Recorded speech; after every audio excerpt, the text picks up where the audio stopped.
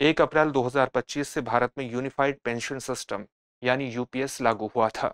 UPS को उन केंद्रीय कर्मचारियों को अपनाने का विकल्प प्रदान किया गया था जो कि एनपीएस से जुड़े हुए हैं। लेकिन अभी भी यूनिफाइड पेंशन सिस्टम से जुड़ने का एक जो रुझान है वो बेहद कमजोर नजर आ रहा है, और इसलिए सरकार ने इस सिस्टम में शामिल होने के लिए जो समय सीमा है वो 30 सितंबर 2025 तक बढ़ा दी है।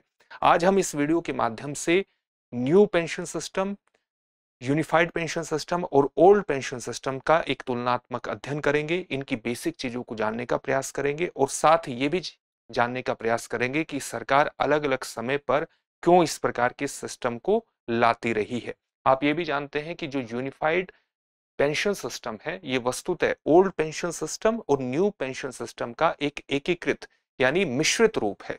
कुछ जो महत्वपूर्ण विशेषताएं थी ओल्ड पेंशन सिस्टम की वो इसमें शामिल की गई है, और साथ ही न्यू पेंशन सिस्टम की भी कुछ विशेषताओं को यूनिफाइड पेंशन सिस्टम में शामिल किया गया है, ताकि जो लोग ओल्ड पेंशन सिस्टम की लगातार डिमांड कर रहे थे उनको भी संतुष्ट किया जा सके, और इस प्रकार से संतुष्ट किया जा सके कि सरकार पर राजकोषीय दबाव भी न बढ़े, फिस्कल जो प्रेशर है वो भी सरकार पर न बढ़े। तो आज इस पूरी व्यवस्था को हम जानने की कोशिश करेंगे। सबसे पहले ये जानने की कोशिश करते हैं कि ये पूरी खबर चर्चा में क्यों है। चर्चा में इसलिए है, आप ये भली भांति जानते हैं कि 1 अप्रैल 2025 से यूनिफाइड पेंशन सिस्टम यानी एकीकृत पेंशन प्रणाली भारत में लागू हुई थी। हाल ही में सरकार ने केंद्रीय कर्मचारियों के लिए 30 सितंबर 2025 तक यूपीएस यानी यूनिफाइड पेंशन सिस्टम में जाने के विकल्प की एक समयावधि को बताया है कि जितने भी केंद्र सरकार के कर्मचारी हैं जो एनपीएस से जुड़े हुए हैं, एनपीएस से जुड़ना केंद्र सरकार के कर्मचारियों के लिए अनिवार्य था, लेकिन यूपीएस यानी यूनिफाइड पेंशन सिस्टम से जुड़ना एक विकल्प के तौर पर उनके सामने रखा गया है। लेकिन केंद्रीय सरकार के एनपीएस से जुड़े हुए कर्मचारी इसमें शामिल हो सकते हैं, ये सरकार के द्वारा कहा गया है। लेकिन अभी तक केंद्रीय सरकार के जो लगभग 24 लाख एम्प्लॉइज हैं, 24 लाख लगभग एम्प्लॉइज हैं, उसमें से 40,000 के आसपास ही यूपीएस से जुड़े हैं, जो अपने आप में एक बहुत ही कम संख्या को रिफ्लेक्ट करता है, कम संख्या को प्रतिबिंबित करता है। और लगातार कर्मचारियों के द्वारा ओल्ड पेंशन सिस्टम की ही डिमांड की जा रही है। सरकार ने पिछले साल अगस्त 2024 में ही एकीकृत पेंशन योजना या स्कीम या आप सिस्टम भी कह सकते हैं, यानी जो यूनिफाइड पेंशन सिस्टम है इसको मंजूरी प्रदान कर दी थी। और उसके बाद यूपीएस की तरफ जो रुझान है वो बेहद कम दिखाई दे रहा है। लेकिन सरकार कोशिश कर रही है कि ज्यादा से ज्यादा लोग यूपीएस से जुड़ें और इसका लाभ उठाएं, क्योंकि इसमें इस प्रकार की व्यवस्था अपनाई गई है जो कि ओल्ड पेंशन सिस्टम के भी कुछ मूलभूत पक्षों को यानी एक गारंटीकृत पक्षों को शामिल करती है। लेकिन कर्मचारी संघ अभी भी पुरानी पेंशन योजना की ही मांग कर रहे हैं। राज्य सरकारों को भी यूपीएस अपनाने का एक विकल्प प्रदान किया गया है। अब हम ये जान लेते हैं कि जो यूनिफाइड पेंशन स्कीम है वो वस्तुतः क्या है। ये पेंशन स्कीम एक वैकल्पिक स्कीम है, एक वैकल्पिक योजना है, एनपीएस की तरह अनिवार्य नहीं है। जहां पर न्यू पेंशन सिस्टम से जुड़ना केंद्रीय सरकार के कर्मचारियों के लिए अनिवार्य बना दिया गया था, वहां पर एनपीएस के तहत ही यूपीएस से जुड़ना वैकल्पिक तौर पर प्रस्तुत किया गया है। यानी एनपीएस से जुड़े हुए कर्मचारी विकल्प के तौर पर यूपीएस में शामिल हो सकते हैं, उनके पास विकल्प है कि वो यूपीएस में शामिल हो जाए। यूपीएस में किस प्रकार से एक बेहतरीन व्यवस्था का दावा सरकार कर रही है, इसमें एक तो सुनिश्चित पेंशन प्रणाली की व्यवस्था की गई है। सुनिश्चित पेंशन मिलेगी, किस प्रकार से पेंशन मिलेगी, कोई भी ऐसा कर्मचारी जिसने न्यूनतम 25 वर्ष की सेवा की है, तो न्यूनतम 25 वर्ष की सेवा करने वाले कर्मचारी को उसके जो अंतिम 12 माह है सेवा के, उस अंतिम 12 माह के औसत मूल वेतन का 50% उसे सुनिश्चित पेंशन के रूप में मिलेगा, गारंटीड पेंशन के रूप में प्राप्त होगा, ये व्यवस्था की गई है। साथ ही ऐसे कर्मचारी जिन्होंने अपनी 10 वर्ष की सेवा की है, वो 10 वर्ष की सेवा पर न्यूनतम 10,000 का मासिक पेंशन की गारंटी भी पा सकेंगे, यानी न्यूनतम 10,000 की उनको मासिक पेंशन प्राप्त होगी जिन्होंने 10 वर्ष की सेवा की है, इसकी भी गारंटी प्रदान की गई है। यानी न्यूनतम मासिक पेंशन की व्यवस्था भी इसके अंतर्गत की गई है। साथ ही अगर पेंशनर की मृत्यु हो जाती है तो उसकी मृत्यु होने पर उसके निकटतम परिवार के सदस्य या उसके जीवन साथी को उसको प्राप्त होने वाली पेंशन का 60% फैमिली पेंशन के रूप में प्रदान करने की व्यवस्था भी यूनिफाइड पेंशन सिस्टम में की गई है। इसके अलावा इन तीनों ही चीजों में, चाहे वो सुनिश्चित पेंशन हो, चाहे वो मासिक पेंशन हो या न्यूनतम पेंशन के रूप में आप इसको परिभाषित कर सकते हैं, और चाहे फैमिली पेंशन हो, इन तीनों ही व्यवस्थाओं में मुद्रास्फीति को, इन्फ्लेशन को भी महंगाई भत्ते के रूप में एक प्रकार से एडजस्ट किया जाएगा, समायोजित किया जाएगा। इस बात को भी ध्यान में रखना है कि इसमें एक गारंटीकृत व्यवस्था प्रदान की गई है यूपीएस में। एनपीएस में आपको पेंशन की गारंटी की स्थिति नहीं थी, यहां पर एक गारंटी की स्थिति प्रदान की गई है, जिस प्रकार की गारंटी की स्थिति आपको ओल्ड पेंशन सिस्टम में प्राप्त होती थी। और इसमें गारंटी की स्थिति प्रदान करने के साथ साथ कुछ एकमुश्त भुगतान भी सुनिश्चित किए गए हैं। जैसे सेवानिवृत्ति अगर किसी व्यक्ति की होती है और वो यूपीएस से यानी यूनिफाइड पेंशन स्कीम से जुड़ा हुआ है या सिस्टम से जुड़ा हुआ है, तो उसको ग्रेच्युइटी के अलावा एक मुश्त भुगतान भी होगा। जब हम ग्रेच्युइटी की बात करते हैं तो आप ये जानते हैं कि कोई भी कर्मचारी अगर काम करते हुए कहीं 5 साल का वक्त बिताता है, तो अगर 5 साल के बाद वो सेवानिवृत्त होता है, स्वैच्छिक सेवानिवृत्ति लेता है या किसी कारण से जॉब को छोड़ देता है, तो उसको निरंतर किसी सेवा को करने के लिए सम्मान के रूप में ग्रेच्युइटी प्रदान की जाती है। तो यहां पर अगर कोई व्यक्ति, कोई भी कर्मचारी यूपीएस से जुड़ा हुआ है, तो उसको ग्रेच्युइटी के अलावा एकमुश्त भुगतान भी होगा। इस एकमुश्त भुगतान को भी समझने की आवश्यकता है। ये किस प्रकार से निर्धारित होगा? पेंशन के अलावा होगा। जैसे हर 6 माह की सेवा पर अंतिम बेसिक प्लस डीए यानी डियरनेस अलाउंस का 1/10वां हिस्सा प्राप्त होगा, एक मुश्त राशि के रूप में। इसको ठीक से समझ लेते हैं। मान लिया कोई भी व्यक्ति है, उसका अंतिम मूल वेतन और डीए यानी डियरनेस अलाउंस, महंगाई भत्ता मिलाकर के उसको 60,000 रुपए प्राप्त होते हैं, ये मान लिया हमने। तो इसका 10वां हिस्सा क्या होगा? इसका 10वां हिस्सा होगा 6,000 रुपए। यहां पर कहा गया है हर 6 माह की सेवा पर। इसकी कैलकुलेशन किस प्रकार से की जाएगी? मान लिया कोई व्यक्ति है और उसने 30 साल की सेवा की है, 30 साल 6 माह की उसने सेवा की है, ये मान लीजिए। तो 6 माह में इसको, 6 माह की सेवा में इसको तोड़ा जाएगा, यानी इसकी छमाई निर्धारित की जाएगी। इसकी छमाई कितनी होगी? 30 साल में कितनी छमाई हुई? 30 साल में 60 छमाई हुई और प्लस 1 छमाई ये हुई, यानी 61 छमाई इसने काम किया है। तो इस 6,000 में गुना करेंगे हम 61 की, और इस प्रकार से आप देख सकते हैं कि 3,66,000 की ये राशि बैठती है। तो इसको 3,66,000 की जो राशि है वो एक मुश्त भुगतान के रूप में प्राप्त होगी। ये यूपीएस का एक महत्वपूर्ण एक मुश्त भुगतान का प्रावधान है। और इसके साथ साथ जो पेंशन निर्धारित होगी वो किस प्रकार से, एक गारंटीकृत पेंशन किस प्रकार से निर्धारित की जाएगी, उसमें अंशदान किस प्रकार का निर्धारित होगा। जो भी किसी व्यक्ति का, किसी कर्मचारी का अंतिम मूल वेतन है और उसका जो डियरनेस अलाउंस है, वो अंतिम मूल वेतन नहीं, यहां पर मूल वेतन नहीं, लगातार कर्मचारी किस प्रकार से, इसमें यहां पर अंतिम मूल वेतन नहीं आएगा, कर्मचारी का लगातार, क्योंकि योगदान है यूपीएस में, तो वो यूपीएस में योगदान किस प्रकार से करेगा? जो उसका मूल वेतन है, जिस भी समय उसका कोई भी मूल वेतन है और जो उसका डियरनेस अलाउंस है, उसका 10% का भुगतान कर्मचारी करेगा। साथ ही उसके मूल वेतन और डियरनेस अलाउंस का सरकार 10% भुगतान करेगी। इसके अलावा सरकार एक पूल कॉर्पस भी बनाएगी, यानी लगातार पेंशन को सुनिश्चित करने के लिए एक फंड का भी निर्माण करेगी, जिसमें मूल वेतन और डियरनेस अलाउंस के 8.5% के बराबर सरकार के द्वारा योगदान किया जाएगा। इससे यूपीएस पूल बनेगा और इन सारे अंशदानों से मिलकर के आप जब फंड तैयार करते हैं तो इससे एक गारंटीकृत पेंशन पेंशन लोगों को, जो भी सेवानिवृत्त होने के बाद उनको प्रदान की जा सकेगी। तो एक बार कोशिश की गई है इसके अंतर्गत सरकार ने कि लोगों को लगातार पेंशन का प्रवाह सुनिश्चित किया जा सके सेवानिवृत्ति के बाद। एक बार इतिहास भी जान लेते हैं जो हमारे यहाँ पेंशन व्यवस्था रही है। आप ये जानते हैं कि 1 जनवरी 2004 से पहले जितने कर्मचारी थे वो ओल्ड पेंशन सिस्टम से जुड़े हुए थे। ओल्ड पेंशन सिस्टम में कर्मचारी को किसी प्रकार का कोई भी योगदान, अंशदान नहीं देना पड़ता था, उसके द्वारा भुगतान नहीं करना पड़ता था और सरकार ही उसको सेवानिवृत्त होने पर पेंशन की पूरी राशि प्रदान करती थी और एक गारंटीकृत पेंशन उसको प्राप्त होती थी। किस प्रकार से?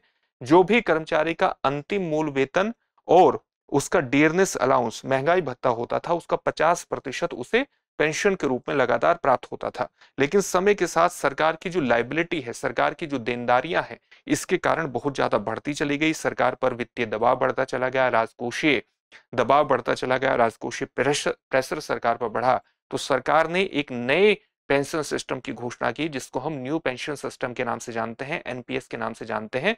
और एनपीएस में 1 जनवरी 2004 के बाद 1 जनवरी 2004 से शामिल होने वाले जो केंद्रीय कर्मचारी हैं, वो इसके हिस्से बने, अनिवार्य रूप से उनका हिस्सा इसमें बना। यानी एनपीएस में शामिल होना केंद्रीय सरकार के जितने भी कर्मचारी हैं उनके लिए अनिवार्य कर दिया गया। और इसमें एक अंशदान भी उनका परिभाषित कर दिया गया। अंशदान कितना परिभाषित किया गया कि जो उनका मूल वेतन है और जो उनका महंगाई भत्ता है, उसका 10% वो योगदान करेंगे, सरकार 14% योगदान करेगी। और उसके माध्यम से एक इसको जो भी पैसा प्राप्त होगा इसके माध्यम से, उसे कहां पर निवेश किया जाएगा? उसे गवर्नमेंट सिक्योरिटीज में निवेश किया जाएगा, बॉन्ड मार्केट में निवेश किया जाएगा, या उसे शेयरों में निवेश किया जाएगा। और बाजार जिस तरह से परफॉर्मेंस करता है उसके आधार पर ही इससे जितना पैसा आएगा उससे कर्मचारियों को भुगतान किया जाएगा, इसके प्रतिशत के तौर पर। यानी इसके जितना बाजार परफॉर्मेंस किया करेगा उसके हिसाब से ही कर्मचारियों को भुगतान किया जाएगा कि उनको कितनी पेंशन मिलेगी। तो अगर बाजार ने परफॉर्म नहीं किया तो जाहिर सी बात है कि उनको पेंशन प्राप्त नहीं होगी। और इसके कारण जितने भी सरकारी कर्मचारी हैं उनमें एक इनसिक्योरिटी का भाव आया और उन्होंने लगातार ओल्ड पेंशन सिस्टम की ओर लौटने की बात की, क्योंकि इसमें गारंटीकृत पेंशन नहीं थी।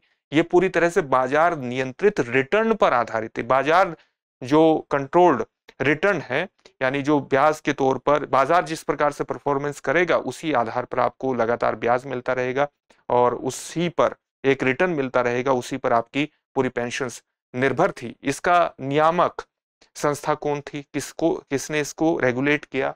तो pension fund regulatory and development authority के द्वारा ये रेगुलेट किया गया। Pension fund and regulatory and development authority की जो स्थापना है वो एक रेजोल्यूशन के माध्यम से वर्ष 2003 में हुई थी। लेकिन न्यू पेंशन सिस्टम को वर्तमान में किसके माध्यम से रेगुलेट करता है? Pension fund regulatory development act 2013 के माध्यम से ये इसको रेगुलेट करता है, नेशनल पेंशन सिस्टम को। यूपीएस क्या है?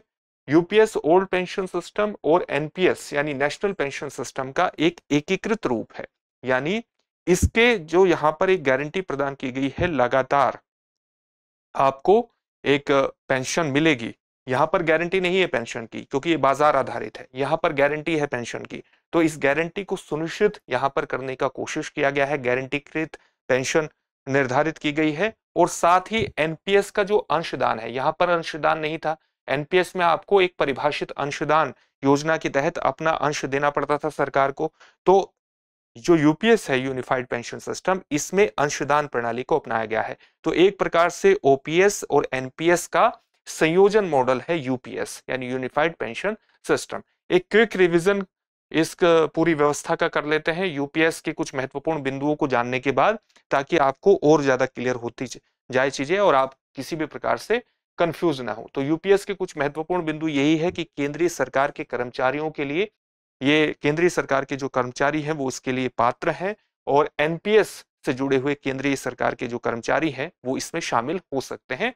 एक बार अगर आपने यूपीएस चुन लिया, केंद्र सरकार के कर्मचारी ने यूनिफाइड पेंशन सिस्टम चुन लिया, तो वापस एनपीएस में लौटने का विकल्प प्रदान किया जाएगा। लेकिन ये विकल्प एक बार का ही होगा और सेवानिवृत्ति से 1 वर्ष पहले ही आपको प्रदान किया जाएगा। किसी ने वॉल्यूंटरी यानी स्वैच्छिक रूप से अगर कोई सेवानिवृत्त होता है तो 3 माह पहले तक आपके पास ये विकल्प रहेगा। एक बार ही मान लिया अगर कोई एनपीएस में है और वो यूनिफाइड पेमेंट सिस्टम में यूनिफाइड पेंशन सिस्टम में चला गया, तो वो वापस एनपीएस में आ सकता है, लेकिन ये विकल्प एक बार का ही होगा। ऐसा नहीं है कि बार बार आप यूपीएस में जाए फिर एनपीएस में आ जाए। तो एक बार ये विकल्प आपको प्रदान किया गया है। यूपीएस के लिए सरकार 8.5% का एक पेंशन पूल भी बना रही है। तो सरकार का योगदान कितना हो जाता है? लगभग 18.5% का हो जाता है, क्योंकि 10% वो कर्मचारियों जितना योगदान दे रही है, इसके अलावा 8.5% का एक पेंशन पूल भी बना रही है, जो कि मूल वेतन, बेसिक पे और डीए का प्रतिशत है। इसके अलावा नौकरी से अगर कोई व्यक्ति बर्खास्त होता है नौकरी से बर्खास्त होने पर उसे यूपीएस का लाभ नहीं मिलेगा। कोई भी व्यक्ति अगर नौकरी से बर्खास्त हो जाता है तो उसे यूनिफाइड पेंशन सिस्टम का हिस्सा नहीं बनेगा, उसका लाभ नहीं मिलेगा। और यूपीएस में लंप सम भुगतान की भी सुविधा है। लंप सम भुगतान का क्या मतलब है? जो कि एक मुश्त राशि का हिसाब हमने बताया था, जो आपका 3,66,000 का बैठा था। अगर किसी को डीए और बेसिक वेतन लगभग 60,000 का मिलता है और उसकी सर्विस 61 छमाही की रहती है, तो वो लंप सम भुगतान की भी सुविधा यूपीएस में प्रदान की गई है। क्विक तरीके से इन दोनों में एक बार फिर अंतर देख लेते हैं। एनपीएस क्या था? एनपीएस से जुड़ना अनिवार्य था केंद्रीय सरकार के कर्मचारियों के लिए। 1 जनवरी 2004 से ही लागू हुआ। कर्मचारियों का योगदान 10% था, सरकार का योगदान 14% था। लेकिन पेंशन की कोई गारंटी नहीं थी क्योंकि यह बाजार आधारित रिटर्न पर आधारित था। जो परमानेंट रिटायरमेंट अकाउंट नंबर था, उसके थ्रू ये पूरी व्यवस्था चलती थी। यूनिफाइड पेमेंट सिस्टम की अगर आप बात करें तो ये वैकल्पिक है, अनिवार्य रूप से आप इससे जुड़े ऐसा जरूरी नहीं है। 1 अप्रैल 2025 से ये लागू हुआ है। कर्मचारियों का योगदान 10% है, सरकार का 10% योगदान है। इसके अलावा सरकार एक यूपीएस पूल भी बनाएगी, 8.5% का सरकार का उसमें योगदान होगा। गारंटीकृत पेंशन इसके अंतर्गत प्राप्त होगी। अगर कोई व्यक्ति 25 साल तक लगातार सर्विस कर रहा है तो उसे अपने मूल वेतन का जो अंतिम 12 महीने हैं, उसके अंतिम 12 महीने का जो औसत मूल वेतन है उसका 50% गारंटीकृत पेंशन के रूप में प्राप्त होगा। न्यूनतम अगर किसी ने 10 साल की सेवा की है तो उसे न्यूनतम 10,000 रुपए माह का पेंशन गारंटी प्राप्त होगी। साथ ही इसमें जो मुद्रास्फीति है, जो महंगाई है, वो भी इसके अंतर्गत समायोजित होगी और लंप सम भुगतान यानी एक मुश्त राशि भी प्रदान की जाएगी। तो ये एक क्विक रिवीजन इन दोनों का हो गया। इस पूरे यूपीएस का निहितार्थ क्या है? सरकार वस्तुतः राजकोषीय दबाव को भी कम करने की कोशिश कर रही है। जो ओल्ड पेंशन सिस्टम की गारंटीकृत व्यवस्था है उसको भी लाने की कोशिश कर रही है, यानी एनपीएस और जो ओपीएस है उसके बीच की व्यवस्था ला करके एक संतुलन बनाने का प्रयास सरकार कर रही है ताकि उस पर ज्यादा राजकोषीय दबाव न बढ़े। लेकिन आरबीआई ने 2023 में ये चेताया था कि अगर हमारे यहाँ सभी राज्य ओल्ड पेंशन सिस्टम की तरफ जाते हैं तो जो एनपीएस है उससे ज्यादा, एनपीएस के मुकाबले लगभग 4.5 गुना राजकोषीय दबाव सरकार पर बढ़ेगा और 2060 तक ये जीडीपी का 0.9% यानी लगभग 9% वार्षिक, जीडीपी के लगभग 9% नहीं, जीडीपी के लगभग 1% के बराबर का राजकोषीय दबाव सरकारों पर यह बढ़ा सकता है। और इसलिए सरकार ने एक संतुलन स्थापित करने की कोशिश की है ओल्ड पेंशन सिस्टम और न्यू पेंशन सिस्टम के बीच में, ताकि कर्मचारियों को एक पेंशन की गारंटी भी रहे और सरकार पर वित्तीय दबाव भी न पड़े, वित्तीय स्थिरता को भी किसी प्रकार का नुकसान न हो। लेकिन उसके बावजूद भी सरकार के सामने चुनौती यह है कि कई कर्मचारी संघ हैं जो कि यूपीएस से संतुष्ट नहीं है, वो लगातार ओपीएस की डिमांड कर रहे हैं। और ये भी एक कारण हो सकता है कि यूपीएस से कर्मचारियों के जुड़ने का जो रुझान है, जो स्पीड है, वो बेहद कमजोर है। अब इससे संबंधित एक महत्वपूर्ण प्रश्न देख लेते हैं। प्रश्न है, यूनिफाइड पेंशन सिस्टम यानी यूपीएस में 10 वर्ष सेवा पर न्यूनतम पेंशन गारंटी कितनी है? आपके सामने ऑप्शंस है 5,000 रुपए, 7,500 रुपए, 9,000 रुपए या 10,000 रुपए। इस प्रश्न का उत्तर आप हमें कमेंट बॉक्स में कमेंट करके जरूर दीजिए। फिर से एक नए सेशन में आपसे मुलाकात होगी। धन्यवाद। अब एग्जाम की तैयारी को और बेहतर करने के लिए हमारे चैनल को लाइक, शेयर और सब्सक्राइब करना ना भूलें।